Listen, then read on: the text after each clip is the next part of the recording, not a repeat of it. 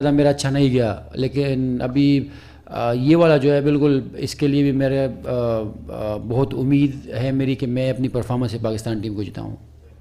फ़खर, नसीम शाह जो है आज का मैच नहीं खेल रहे थे अनफॉर्चुनेटली। 2 मैचेस में उनकी बहुत अच्छी परफॉर्मेंस रही, 5 विकेट में 5 विकेटें भी लीं। और तो कितनी कमी महसूस हुई आज के मैच में, और जो आपने प्लान बनाया था फिलिप्स के खिलाफ, तो अगर वो होते तो क्या वो प्लान एग्जीक्यूट हो जाता?